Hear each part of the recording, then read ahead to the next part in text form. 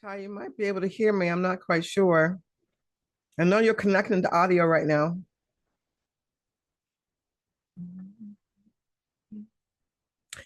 Hey, welcome in. Welcome in. I am going to give it Hello. just a couple of minutes because I did see that there were others that were in the process of logging in. But hello there. Hello, good to see you.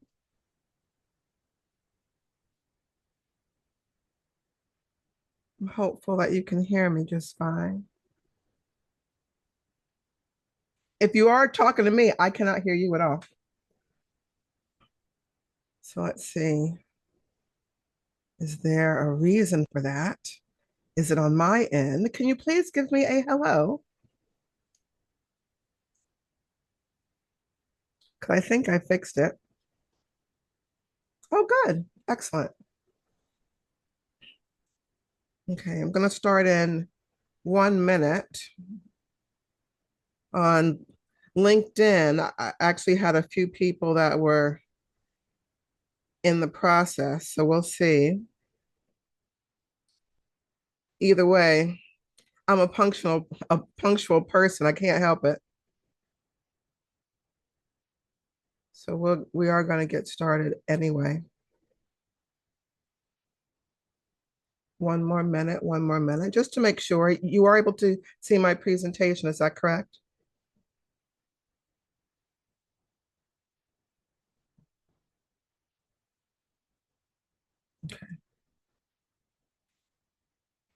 Less than a minute to go, and we'll get started.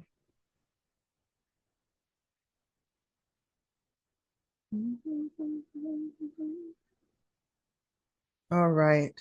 You can. Excellent, excellent. When I take a look at that picture of me, I say to myself, that is me, but that's me when I didn't eat any carbs. Now I'm eating carbs. Now this is me. So I wanted to make sure that I gave everyone the opportunity to learn more about project management, even if they aren't project managers, because we're all managing projects, even if that is not a part of our title.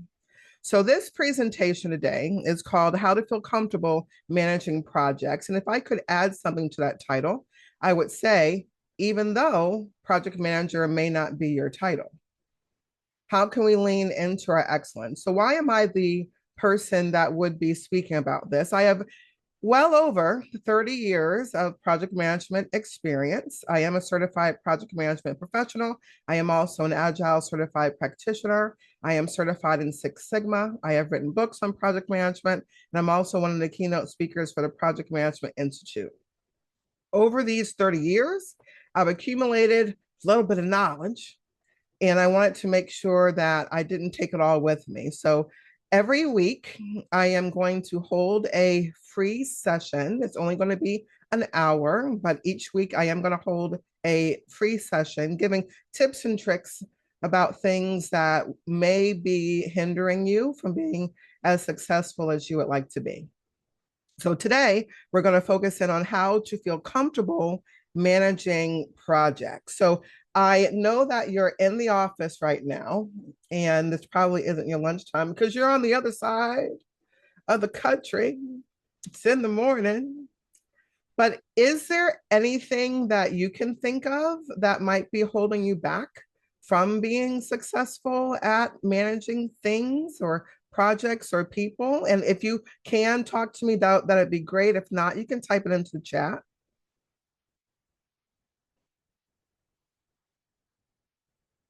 Self-sabotage. I understand that. I understand that. I used to call it imposter syndrome, right? So there are so many people who have told you that you're pretty awesome. And you're like, now that I'm pretty awesome, I always feel like I have to prove it. But they already said that you're awesome. Why is it that we feel as though now we have to prove it? Don't we just have to lean into our excellence and just keep doing what they already said that we're awesome at doing? But we have a tendency to not do that. No, they have no idea what your flaws are. They don't have a clue. They don't have a clue.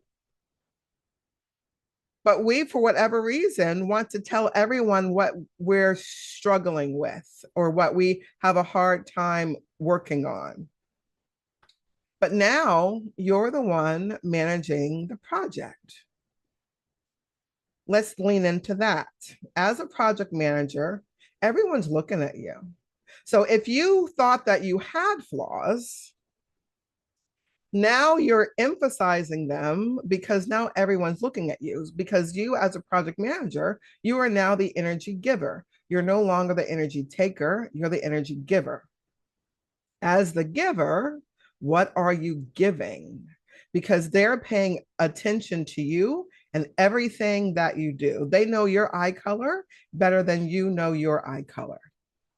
That being said, I want to give you things that will assist you in being excellent when you manage your projects. And they do all start with you. As I mentioned, you are the energy giver. But let's lean into this also. You create the environment for your team to be excellent. And they're leaning into you for that excellence. So, how can I do that? What does that look like for us? Well, one of the biggest things is to lean into your curiosity. Projects in and of themselves are temporary and unique endeavors. There are things that have never taken place in the history of ever. And because they've never happened before, there's this thought that now I need to be perfect, and not just perfect. I need to make sure that everything that I touch, everything that I do, everything that my team does is perfect from the beginning. Right. And we can't do that. That's just not human nature. This is something that has never taken place in the history of ever. So why not lean into the curiosity of this new thing? Why don't we figure out what are all of the possibilities? And if I'm leaning into the possibilities, I'm asking questions. And I want my team to feel comfortable asking questions too. So, one of the things that we want to focus in on is not necessarily the answer, but I want to be able to solve the problem. The entire project management industry was only created to fix things. It's not BAU, it's not business as usual. It's usually not even what we were hired to do. See, we might have raised our hand in a meeting. And because we raised our hand in this meeting, now we have a project. And no one's teaching you how to do it. See, they are already leaning into your excellence from the beginning. And so now you have to figure it out. But what if we were to focus in on solving the problem? What is our desired end state? So if I could also share this with you, there's something called a user story. And here is the, as I like to call it, the standard A4 user story. And the template is this. It is as a, I want, so that I, or so that we. So I'll say it again. As a, I want, so that I, or so that we. What does that mean? Well, who are you doing it for? Who is your as a? Who needs this to be fixed? Who needs this to be solved? Who are you doing this for? And what did they say that they wanted? We as project managers have a tendency to stop at that. They said that they wanted something, and now I gave them what they wanted. But have you ever given someone something that they asked for? You hand it off, And now they are saying, but now that I see it, that's not exactly what I thought I was going to get. I know I applauded you the entire time. I know that I said that everything that you're doing is great. But now that I see it, I need something different. I need something different. So I don't want that to be your experience. So I don't want you to stop at the I want. I want you to keep going. I want you to go all the way down into the so that I, so that we. You're now delving into the reason why they asked you to do the thing, not just what they asked for, but the why that they asked for it. You are a problem solver. So, how can I do that? We want to encourage the project managers to dig deeper. What is the challenge? What needs to be fixed? Not just what they asked you for, but what actually needs to be fixed. Because if we do that, then we'll be more innovative. We'll be more creative. We're not going to lean into what doesn't feel comfortable. We're going to lean into that curiosity side. And that's where the fun lives. And we also want to make sure that not only are we better, but our project teams are better too. With curiosity, you are now driving the desire to learn, and you're going to help your team want to learn, and they're going to want to do research and find out all the things that they didn't know, and is something that will be of assistance to us as we manage this project. And ask questions. Ask questions. See, risk management is something that not everyone feels comfortable with, especially with what you've typed in to the chat, that there's self-sabotage that is a part of things and that there's doubt as a part of things. So when I start saying the word risk, a lot of us are like, I don't even want to talk about that word. Risk in and of itself is bad. So I don't even want to lean into risk. But what if I were to say risk isn't bad at all? That all risk is uncertainty. And sometimes we want to reduce the amount of uncertainty that we might experience. And if we're reducing the amount of uncertainty, how are we doing that? By being curious, by doing the research for finding out what the options are. Maybe I'm going to use something called a risk register. And if I'm using a risk register, which is just an Excel, and we just happen to call it a risk register, but maybe when we're working with our project teams, we can ask them, guess what? If the world was a beautiful place, how long is this going to take you? And what are the obstacles that might hinder you from being as successful as you could possibly be? What are the risks? Can you describe them to me? What's the likelihood of this risk taking place? If the risk does happen, what is the impact on the project? And if it does happen and we know what the impact is it a high, medium, or a low? Is the likelihood of occurrence a high, medium, or a low? See, if we talk about it in advance, we can be proactive. And your team members no longer feel as though they're just by themselves. All right. But I keep talking about team. What about our stakeholders?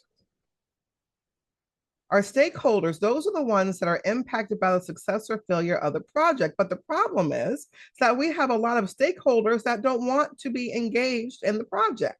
They just want you to go and do it. And then when it's finished, you can just share with them that it's finished. But that's not how projects work. We want to pull them into the fold. We want to show them what is taking place. Maybe you don't have to help me do it, but I want to make sure that I'm providing you with customer satisfaction. And the only way that I can do that is by asking you questions. I want to understand what your needs are. I want to lean into that as I want, so that we. But there are things that are going to cause us to not feel comfortable doing that. And one of those things is where we work. What's our culture like?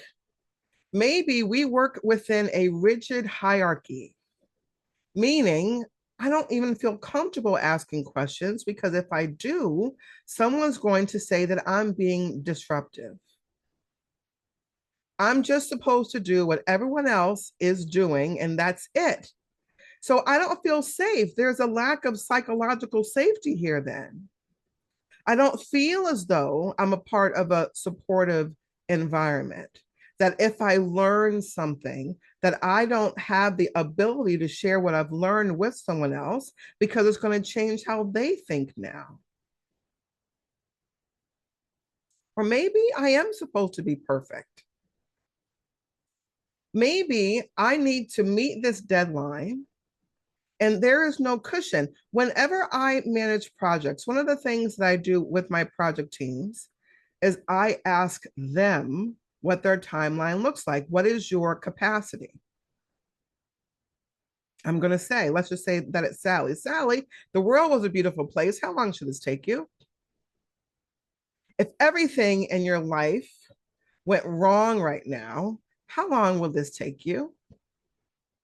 And how long is this probably going to take you? So if I were to use project management terms here, what I'm really asking for is what is your time pessimistic?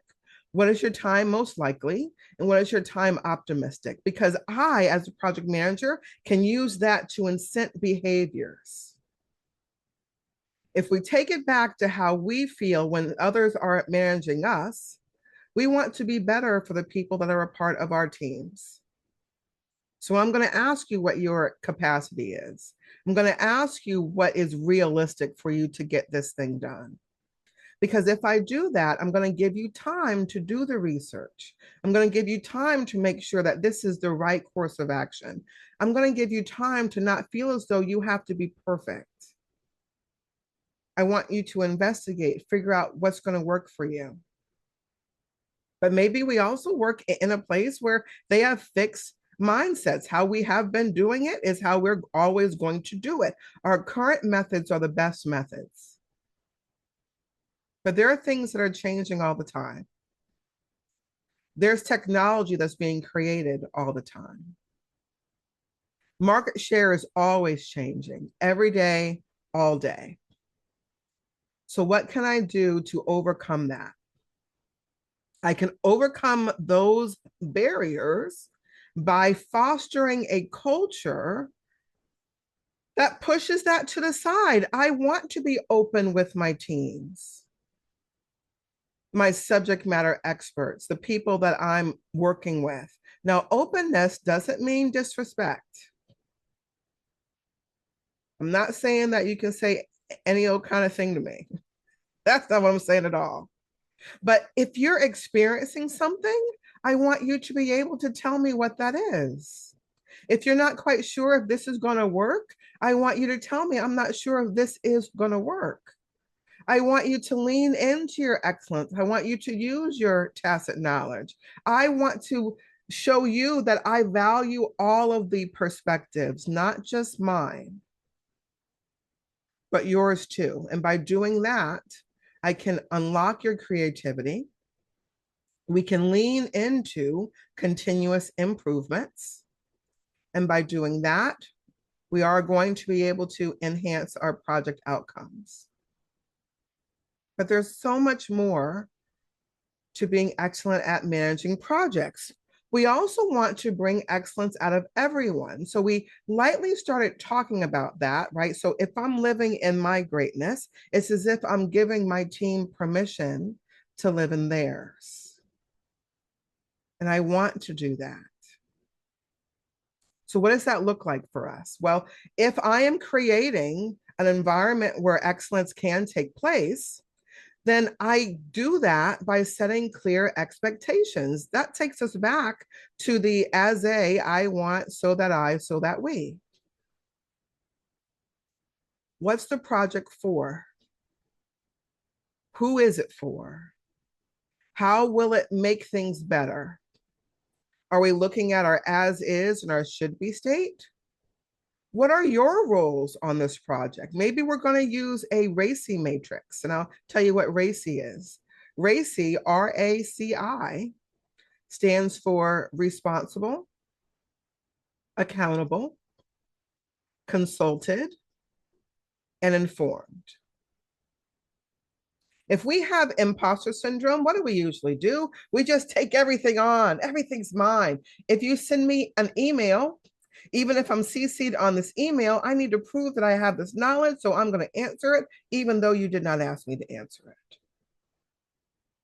I want you to be pulled away from that. I don't want that to be your lived experience anymore. If someone CCs you on something, if you're not in the to field, do not respond. Gonna let that marinate for a little bit. Don't respond because we have roles. We have roles. So if you're the one doing the widget, you're responsible for it. More times than not, project managers are accountable for it. See, I didn't have to do it. I just needed to make sure that it got done. I'm going to remove obstacles from you. I'm going to make sure that I'm leaning into your excellence. I'm going to do that. Maybe you're just asking me how to do it. I'm the C. I was consulted. So I know how, and you've asked me how, and now I told you how. Once I've done that, I'm walking away.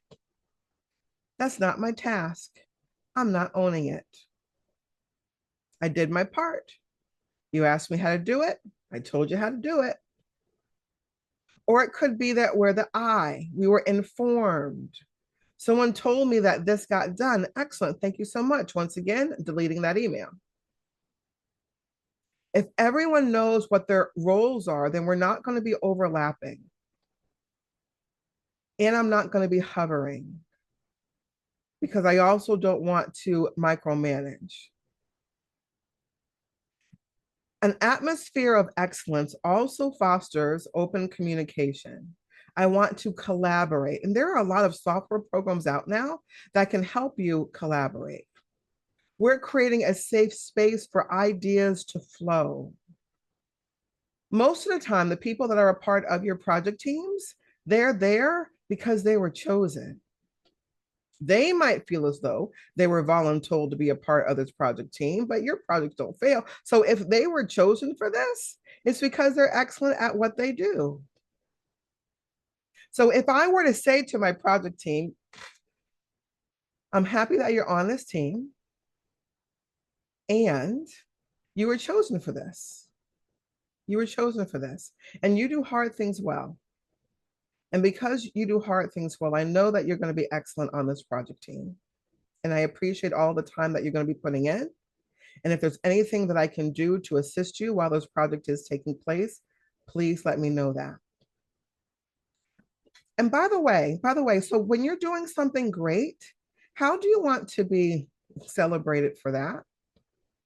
See, when you say something like that to your team, they're going to say, wait a minute, no one's ever asked me how I wanted to be celebrated. I thought my paycheck was my celebration. But see, I know what it's like. I know what it's like to not be appreciated with all of my hard work and staying late and coming in early and doing all those things. I want to know how you want to be celebrated. And I'm going to use that to incent you. I also know that when you started being a part of this project team, you didn't know everything. Once again, projects are temporary endeavors. These are things that have never taken place before in the history of ever. So I can't have the expectation that you know everything already. You can't know everything already. This is a new project. But there are tools that I can use. I can ask you questions. I can figure out what you don't know how to do. I can put you through training. I can investigate, find out what software programs might be able to help you get this thing done. I can get you connected with the right people, which is that C in RACI. Maybe there's someone else that you should be consulting, and I can facilitate that conversation. I can make sure that the right people are in the room. I can do that. My role as the project manager is to make sure that you have everything that you need in order to be excellent. That's what I want to do. This is my focus for you. So am I going to reward you for your efforts? Absolutely. Absolutely. We're making movement on this project. And because of your contributions, that movement is being made. So I am going to figure out ways to boost morale. Maybe it's going to be food. I'm not saying it's going to be food. It might be a chocolate croissant. I'm not saying it's going to be a chocolate croissant. Can you tell that I like chocolate croissants? And I really want one, which is why my face is a little bit wider than this presentation start. But I love them. They're the best.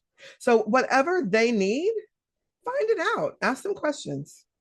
Recognize them for their efforts, right? Even if it's just a lifesaver. We actually used to give lifesaver rewards, by the way, lifesavers. My favorite was butterscotch. And so what we would do is we would buy that, we would put a little tag on it, and then we would hand it out to the people who made forward movement. We called those the lifesaver awards. Now, are there things that could hinder us from allowing our teams to be excellent? Yes. And one of those things is micromanagement. If you've ever been micromanaged, was it frustrating? Did you say to yourself, I thought I was the one that was chosen to do this? Now, why does it feel as though you're doing this? Why are you always asking me questions? Why are you hovering? When leaders hover over every detail, it undermines the trust and it prevents the team members from taking ownership of their work. I want you to take ownership of your work. I want you to lean into your excellence. I want you to be great. But maybe I have so much work to do. I have so much work to do. Almost like when I was in the 5th grade, that was when I started having different teachers, right? So I would be moving into different rooms. And each of those teachers, for whatever reason, gave us different assignments. And I remember being really frustrated about that because I would say, why are all of my classes having tests on Friday? Why don't y'all talk to each other? Why don't you give us time to study for all of these? Space it out. Maybe the first week is this class. Next week is that class. Next week is that class. Why are you lumping it all into the same day? And one of the things that they said to me, because yes, I did ask this question even as a child, they said, well, we're preparing you for real life. Interesting. So if this is what real life looks like, this is why burnout and overwork takes place. Because the expectations aren't realistic, and they weren't realistic in the 5th grade. So they're not realistic as an adult either. Did I give you too much to do? Is it larger than your current capacity? Have I created the environment where you don't even feel comfortable telling me that you don't have the capacity?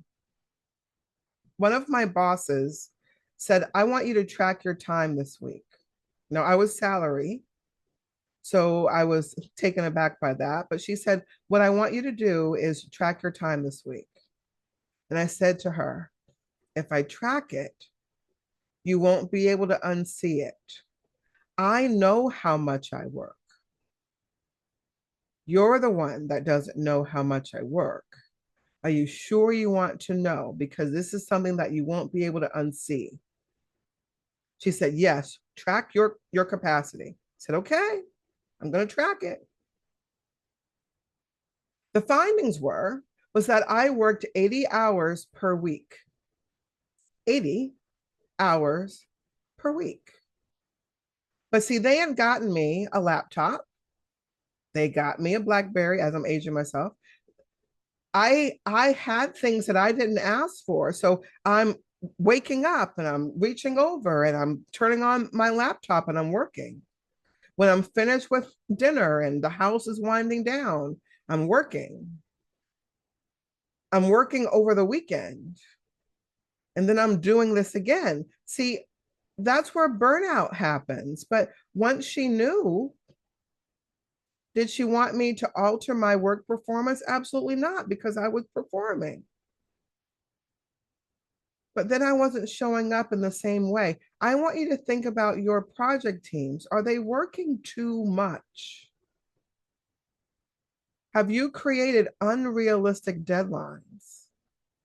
Have you chosen to not say, what is your time optimistic, your time pessimistic, and your time most likely? Are you just telling them it's due on this date?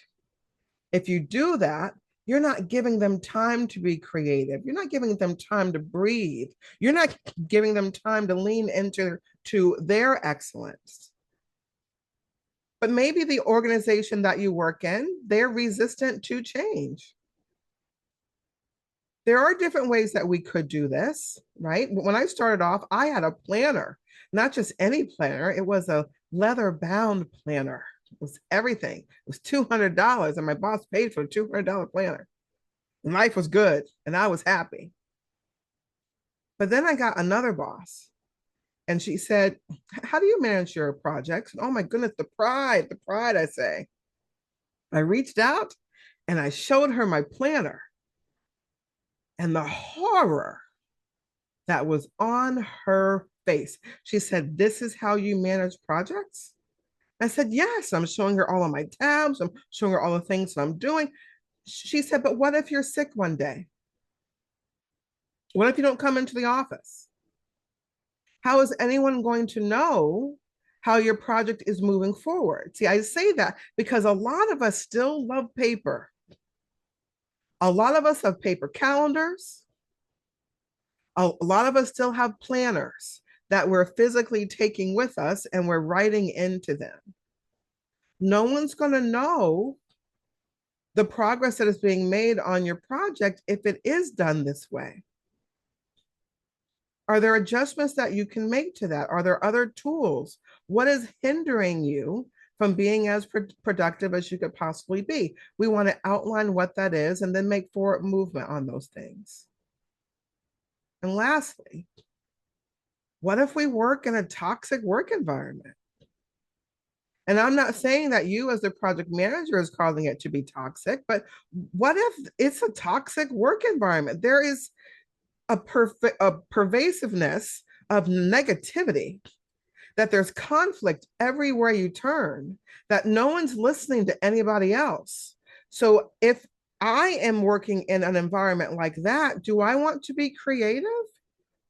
Do I want to share with others what my findings are?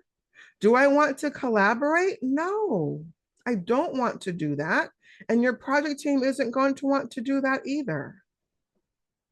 But you're the project manager now. You now know what all of the obstacles are, and now you're able to do things to combat that. For example, let your team know what the goals are. Don't make them have to ask you. Be forthcoming. Share with them. We have come together to do ... And as we're doing ... here are your roles. In fact, I'm going to create a repository, a location, a shared drive where you can put all of our documents so no one has to search for anything. In fact, maybe we're going to use Microsoft Teams and we can use that to collaborate. Maybe we're going to use Miro. I can now use that to collaborate. I want to make sure that I'm leaning into the excellence of my project team. What are the tools that we can possibly use, and how can this help us? Recognize that they're awesome. Tell them that they're awesome. Recognize that they have achieved things, that you want to make sure that they have a positive work environment. You don't want it to be toxic. Empower them to be great. And lastly, how can we get a hold of our time? I like to think of time management as a gift. How can I lean into the gift of time management? Well, one of the things that we can do is prioritize. And I want you to think of prioritization as a singular item. It's singular. Priority has a why. When the word was created, there was a why. And then someone said, well, let's add to that. I think we should have priorities, plural.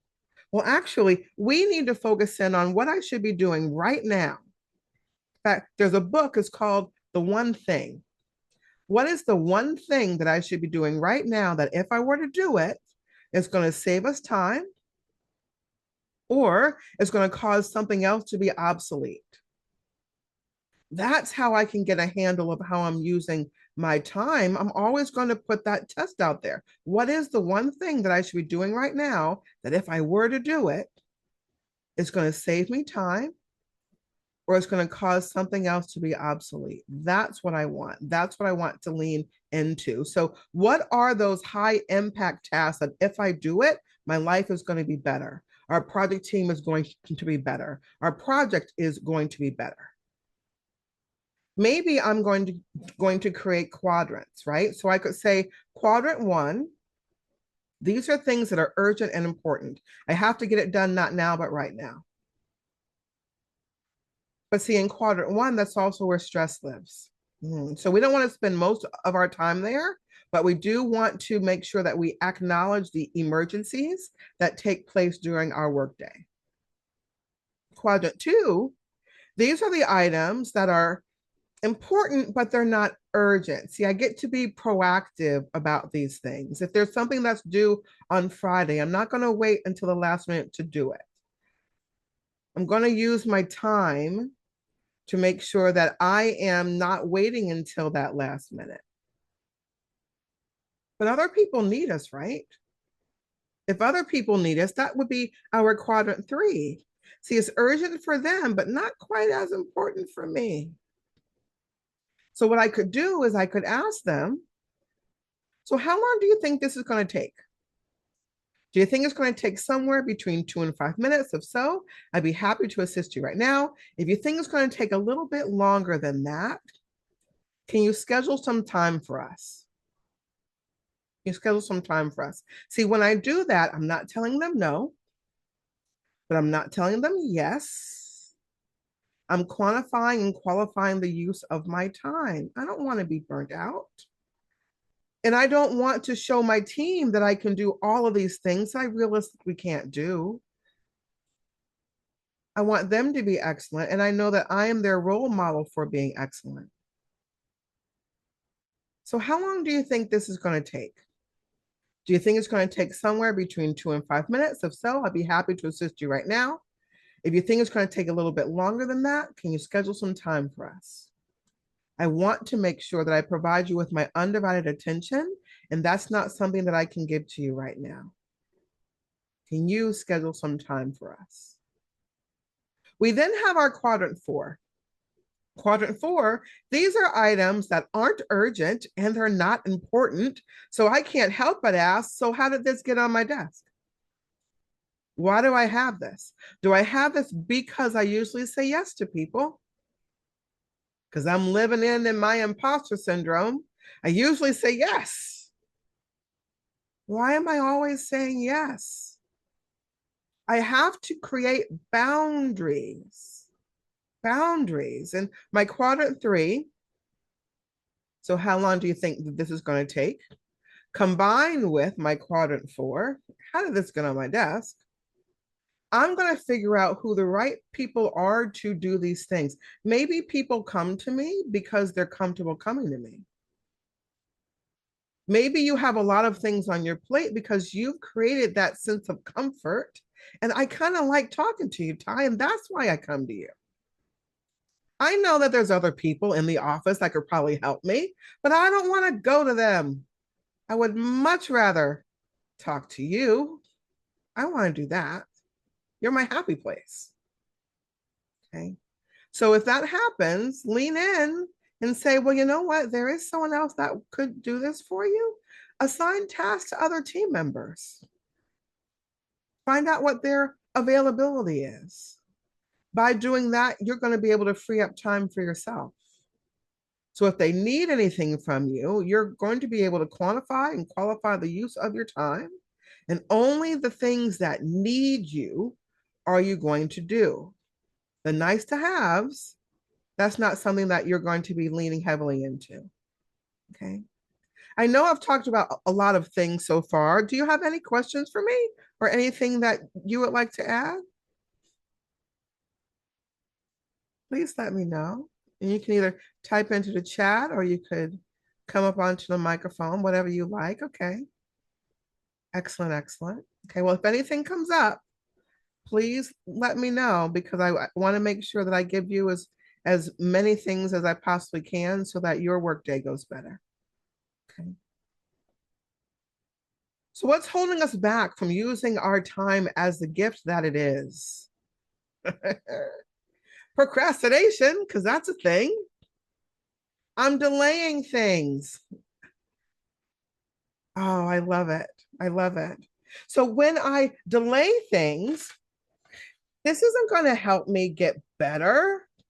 Now I have a pile of things that I need to do because I delayed it. And why am I delaying it? Because I can't give it my 100%. Why can't I give it my 100%? Because I keep delaying it. See, poor planning is also a factor here. Planning takes 40% of our time, 40%. And that's why a lot of us don't like planning. It's going to take too long. There's going to be someone who you work with that's going to say, why don't you just get started? And if you need to make adjustments along the way, just make adjustments along the way. And to that, I'm more than likely going to say, if I don't have time to do it right the first time, I'm not going to have time to do it again. Let me do it right the first time. Once again, projects are temporary and unique endeavors. This is not my BAU or my business as usual job function. I raised my hand in a meeting, and now I have a project. And now I have to figure out how I can do all of my day-to-day work and this project. So am I creating unrealistic timelines for myself? Did I do this to me? Because maybe someone else isn't imposing this. Maybe I did this to me. So how can I figure out what my time should be if I'm doing this to myself? Well, do I enjoy it?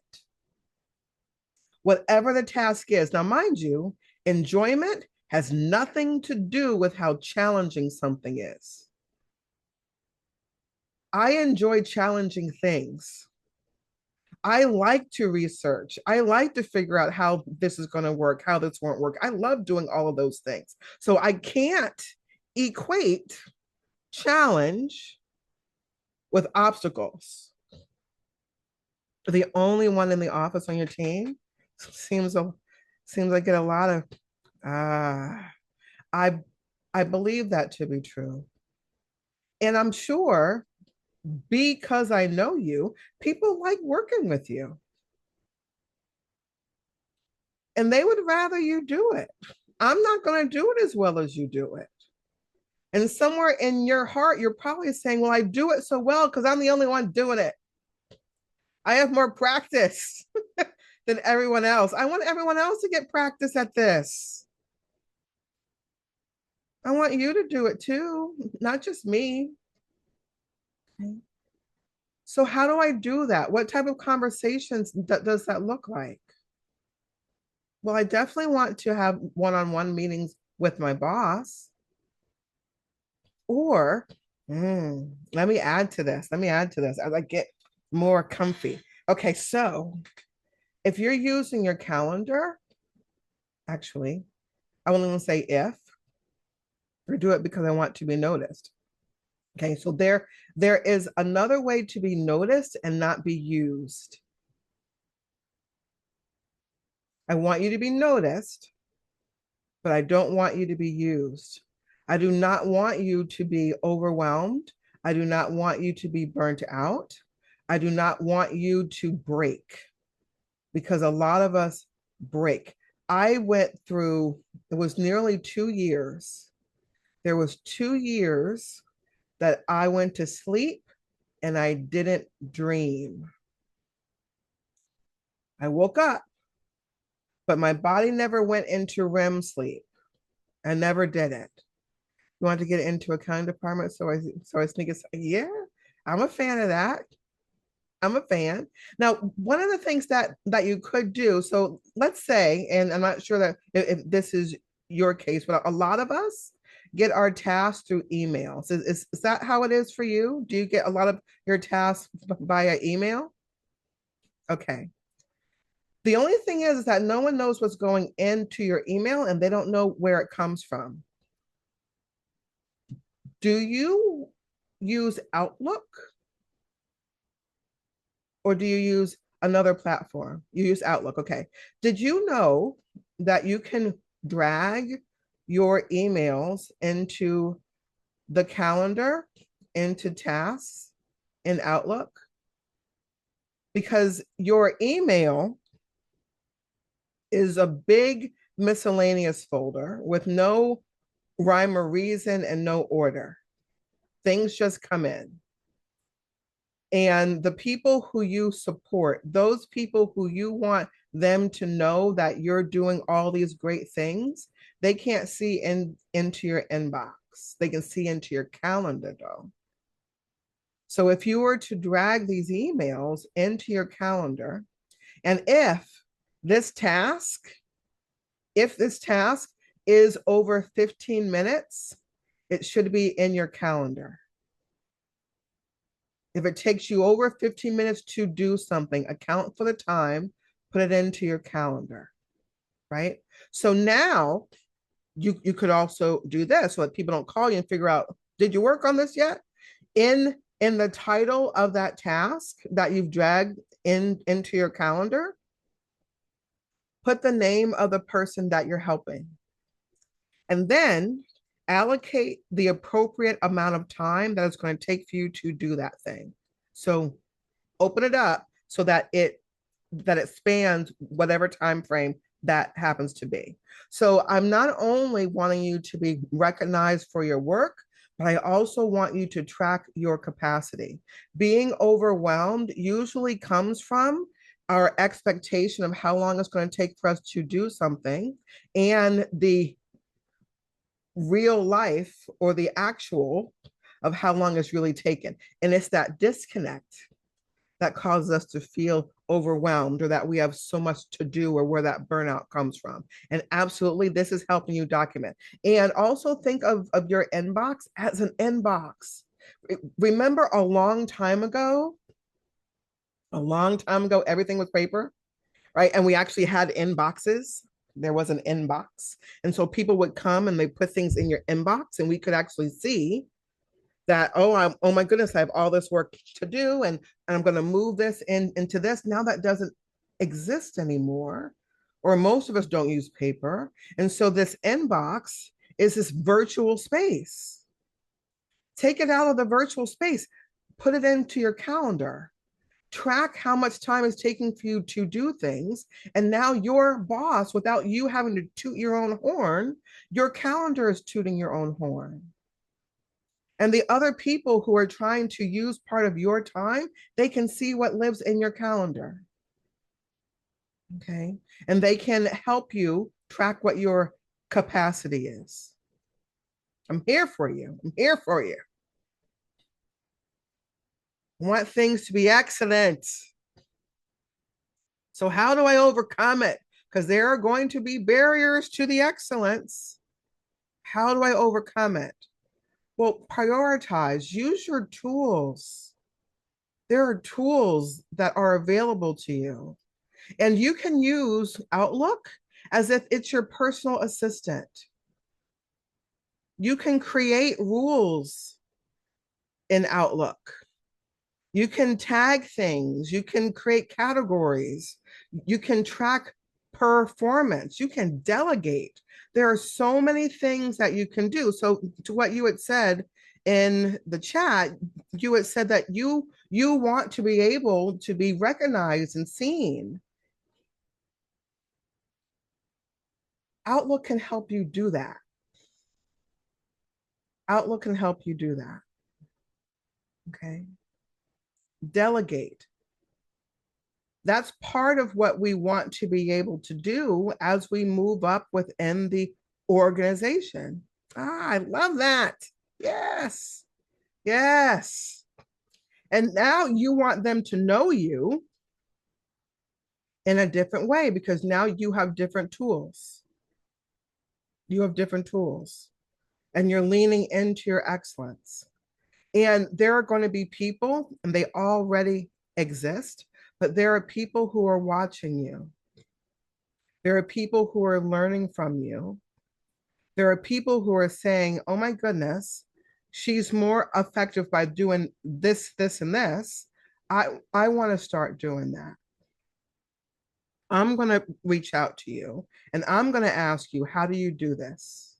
How did you do this? And now you're also showing people that you can train them, but don't feel confident. Okay, someone might throw me under. Oh, they are going to throw you under things. They are. It is going to happen. So I have to save him to save. Yeah, they are. They are. There are going to be people who are not going to be happy with how fantastic you are. They aren't. Actually, even when we're thinking about projects, there are going to be people on your project teams that are going to be asking, why are you the project manager over this? I think it should be me. Or I think it should be so and so, or you don't have the skill set for this. I want you to know that you were chosen for things and things were put in front of you because you were the right person to do it. You're the right person to do it. That's why being the right person doesn't mean that you know everything. When I used to work for Apple, there was something that they did that kind of freaked me out when they first did it. They said that I couldn't take notes. What do you mean I can't take notes? They said, nope, no note taking. I'm like, okay. But I know that this is how I learn. How will this be helpful for me by not taking notes?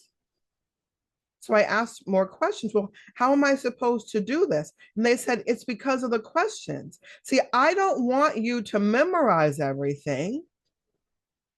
I want you to lean into your curiosity. I want you to know how to do the research. And I want you to be able to ask the right questions. Yes, yes. Just know where to find the answers. So if you know where to find the answers, everyone wants to work with you now.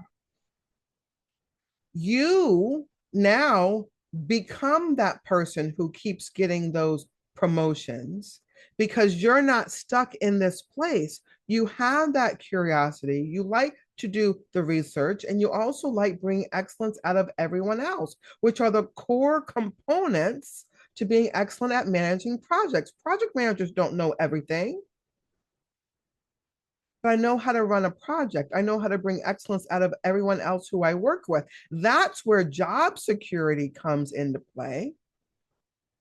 It's not the role. You spent a year without supervision. I think he will promote me for me. Okay. So this would be your opportunity to show them all of the things that you have learned in practice. This is where delegation comes into play. Hoarding will cause him to not want you to leave. So you don't want to hoard.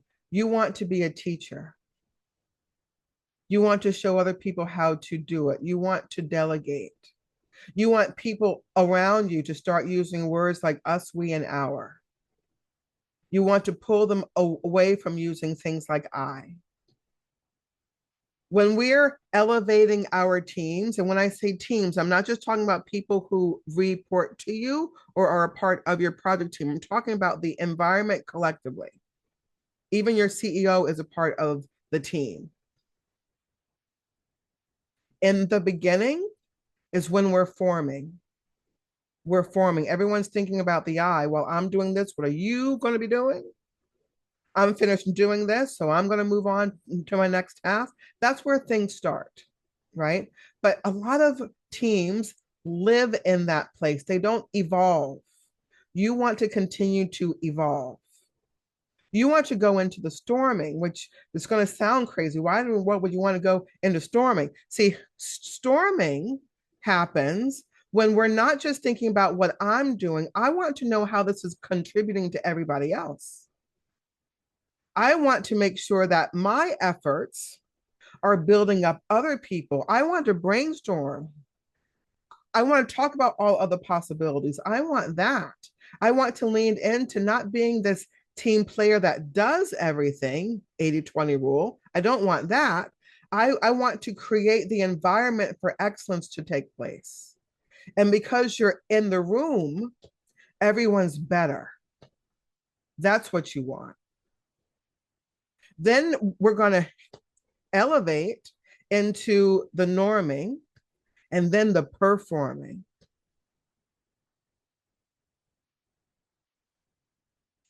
There are project managers that don't have teams, but they still manage projects. I still have to get this done. People are still asking me to do these items, and there is an order of operations to get it done. And I'm going to enlist the right people to assist me. They don't have to report to me to assist me. I'm looking for the right skill sets. I know you do. I know you do. Okay. So we can lean into the excellence there, right? So we've focused in on not only what excellent project management looks like. Oh, you're very welcome. This is my happy place. It's my happy place.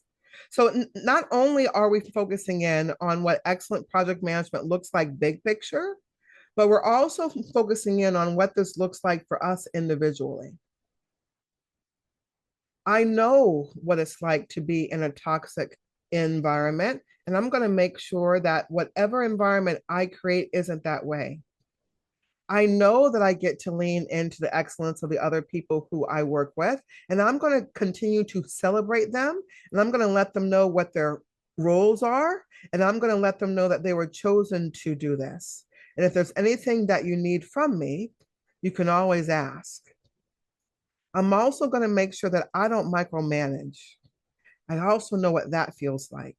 So I'm going to lean into their excellence. I'm going to make sure that they know that I'm there to support them, but I'm going to show up for them the way that they want to be represented. I'm doing that for them. But I appreciate you being here. This is my happy place, as I've said. We are going to have Friday. Have I named it yet? I don't think I've named it yet. We are going to be meeting on Fridays at noon. And even if it's not live, because maybe I'm teaching another class, I'm still going to have something recorded for you. I want to be a part of your continuous improvements. And this is what I get to do. Can you hear me? I sure can. I love you and I appreciate this so much. The Outlook tip, I'm gonna go in and play with Outlook. And when you say I can drag it, because the tabs at the bottom show emails, calendars, tasks. Do you mean I can just click it, hold it, and drag it to the bottom into the Yes, calendar, and it'll go for that same day? absolutely. Okay. Mhm. Okay. And if you're using it on your desktop, then those items that you just talked about would probably be on the left-hand side with your email on the Yeah, on the right. very bottom. Yeah. Okay. And so up at the top, you can move things in to your calendar too. You can do that. But this will be your happy place. This is going to be your happy place. Okay. But I appreciate you. And Yes, and I will be back next Friday at uh, 9 a.m. excellent. I'm glad. Well, have a wonderful day. I'm so happy that you were able to log in, and I will Yeah. talk to you later. Yes. Have a good day. Thank you too.